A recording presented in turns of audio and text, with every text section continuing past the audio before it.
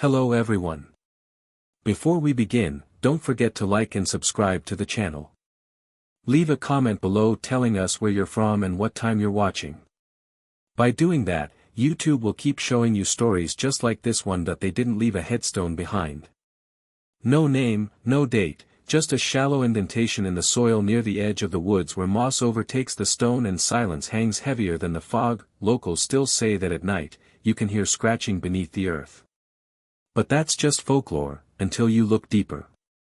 Until you realize the town council paid to have the record sealed, that the midwife vanished that very same week, and that a single torn page from the family Bible was found buried in a jar. It was beside a child-sized coffin, and on it, 4 words were inked in a trembling script: born wrong, buried right.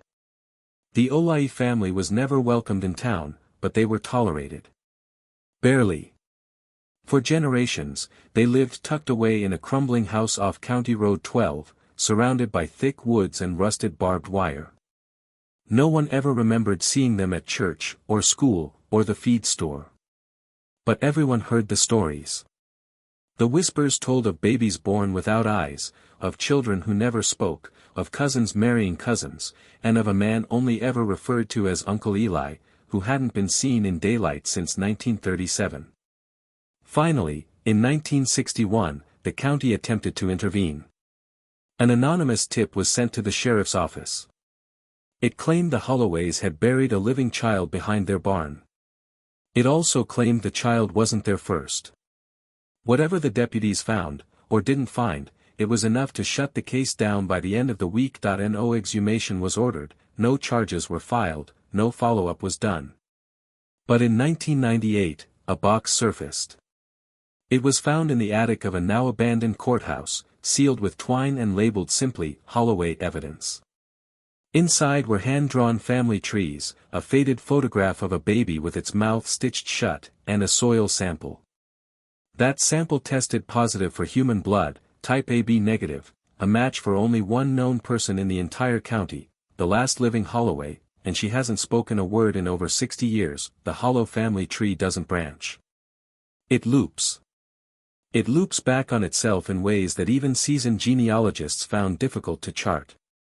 A psychiatric evaluation of the surviving daughter, conducted under court order in 1972, described her as cognitively distant, dissociative, and riddled with trauma too dense to untangle. She was just 7 years old at the time. Her hands were covered in scars. Her drawings were exclusively of coffins. But let's go back further. The Holloways first appeared in Kentucky land records in 1811, when a man named Silas Holloway purchased 82 acres of wooded terrain. He paid with Confederate coinage, 30 years before the Confederacy even existed. Local historians now suspect the name Olai was assumed, not inherited, an alias chosen for its isolation. Even back then, townsfolk noted how few outsiders who entered the Olai land ever returned with stories. Most said the family never left the homestead, not even for supplies. They raised their own livestock, grew their own food, and buried their own dead. One of the earliest external references to the family comes from a journal entry by a traveling priest in 1849. He wrote, "I was refused entry 3 times, each time by the same pale-faced boy, though he bore a different name each time. The 3rd time he claimed to be the father. No priest ever returned." Over time, patterns emerged. Local doctors quietly refused to treat Olai women, citing strange birthing abnormalities and moral hesitation. School teachers recalled children who registered without birth certificates and left before their first winter. One boy, Ezekiel, attended for 2 weeks and never spoke a word. He only stared at the chalkboard and drooled. When the principal attempted a home visit, he returned white as a sheet and resigned that same night. He would later be found in his attic, hanging by a belt, with a child's dress nailed to the walls behind him. By 1958, the family was reduced to 7 members, all living in a 3-room structure with boarded windows and a smell so foul that neighboring properties filed health complaints. The youngest girl, Mary Eliza, was seen just once by a census taker, who reported she was covered in bruises, walked with a limp, and refused to blink. Mary Eliza vanished within the year. And that's when the rumors began, that she was buried alive in the backyard as a punishment, as a sacrifice, or as a warning to the others. The official cause of Mary Eliza's disappearance was listed as unknown. But if you ask anyone who grew up within 15 miles of the Holloway property, they'll tell you exactly what happened. Some say she was punished for speaking to a boy in town. Others claim she was born with a deformity the family believed was a sign of possession. But the most enduring theory, the one whispered by those who still live near the ruins, is that Mary Eliza began remembering things she wasn't supposed to. And in a family like the Holloways, memory could be fatal. What we do know is this. A neighbor, Clara Rowe, filed 3 complaints in the spring of 1959. In each one, she described muffled screaming at night, the sound of dirt being shoveled, and a child's voice singing beneath the ground. No action was taken. The sheriff, who happened to be a distant cousin of Eolice, dismissed it as hallucinations caused by female nerves. But Clara kept a journal. One entry, dated June 3, reads, "I saw the girl, pale, dirty, staring out from the cornfield. Her mouth was moving but no sound came out. The next night, the field was on fire. Then nothing, just silence. Clara was found dead 2 weeks later. Heart failure at 43. In 1975, a construction team clearing part of the Olai land discovered something the family never reported, a small, brick-lined pit behind the barn. Inside were child-sized shackles, bones later confirmed to belong to at least 2 juveniles, and a rusted metal plate engraved with a date, May 17, 1959, the day Mary Eliza was last seen. The pit was quickly filled in. No investigation followed, and for years, no one mentioned it again. Then came the audio tape, discovered in 1998 with the courthouse evidence box. The reel-to-reel recording is only 3 minutes long, but the sounds on it are unforgettable. A child's voice singing something off-key. A woman whispering in what appears to be tongues. And finally, 32 seconds of rhythmic pounding, like fists on a wooden lid. Then silence. Forensics concluded the tape was unedited and authentic. The soil sample taken from beneath the pit matched the child's blood type, and yet the authorities dismissed it as insufficient evidence. Some truths rot in the ground, never seeing the light. The Holloways were not just a family. They were a closed system, a bloodline without exits. And like any system left to decay in isolation, something unnatural grew inside, something that didn't care for right or wrong, only survival. When anthropologists reviewed the Holloway records in the early 2000s, they found disturbing trends: 7 confirmed generations, births occurring within the same household, names repeating over and over. Silas, Eli, Mary, Ruth, cycling like broken prayers. And most chilling of all, nearly every Holloway birth after 1890 was the result of intrafamilial unions. Not cousins, but brothers, fathers, uncles.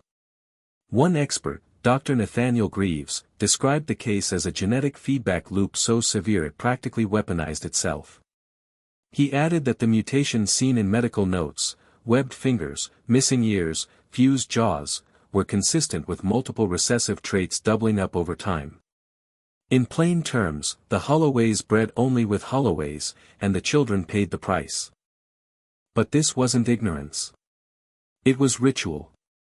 Buried within a handwritten family gospel, found in a waterproof tin near the creek, was a passage that reads, "Purity comes from within, from our own, not the stranger, not the poisoned blood." The gospel, written in a mix of biblical prose and rural slang, references a punishment known as the waking burial, reserved for children who look too far outside or who are born unclean. The practice was described as a cleansing of the line through silence and soil. It doesn't take much imagination to understand what that means. But perhaps the most grotesque entry is one dated 1946, signed simply, Mother. It reads, "Today we laid down our Ruth. She fought the sleep, bit her tongue clean through, but we sang and she stopped. Now she is still. She will not wander like the others." There is no record of a Ruth Holloway born in that decade. Over time, the family began to vanish quietly, without funerals or obituaries. No one knows exactly how the last few Holloways died, or if any escaped. By 1982, the property was declared hostile terrain and officially abandoned. The house stood rotting until 1993, when a fire, 'cause undetermined, leveled it to ash. All that remains today is the foundation, the barn's charred beams, and a single wooden cross with no name. If you're still watching, you're already braver than most. Tell us in the comments, what would you have done if this was your bloodline? The last confirmed Olai died in 2006. Her name was Sarah Lee Holloway, and she had been living in a state-run psychiatric facility for nearly 4 decades. She was officially diagnosed with complex trauma, nonverbal psychosis, and cultural delusions. She never spoke a single word during her confinement, but she drew constantly. Over 700 drawings were recovered after her death. Each one was made with a single red crayon, and nearly every one featured the same elements: a child standing in a hole, adults watching from above, and a symbol carved into the sky, 3 circles in a triangle, always with a 4th, smaller one crossed out. No one could identify what it meant. But in 2009, a local historian discovered a wood-carved post from the Holloway property that bore the same symbol, etched over what appeared to be a sealed well. The well has since been filled in with concrete. Sarah's autopsy revealed something that still disturbs forensic experts today. She was born with a double uterus, a rare condition usually caused by genetic mutation. But more chillingly, her tongue had been surgically split and sewn back together, twice. Medical staff confirmed this alteration didn't occur under their care. It had happened before she was institutionalized, sometime between the ages of 5 and 10. What kind of family performs surgery on a child's tongue, then goes silent for the rest of her life? Sarah's last drawing, completed just days before her death, showed a group of figures kneeling around a box buried in the ground. A single line of text was scrolled beneath it: "She hears us still." Authorities dismissed it as gibberish. But in 2011, amateur paranormal investigators trespassed onto the old Holloway property. What they recorded is still debated to this day.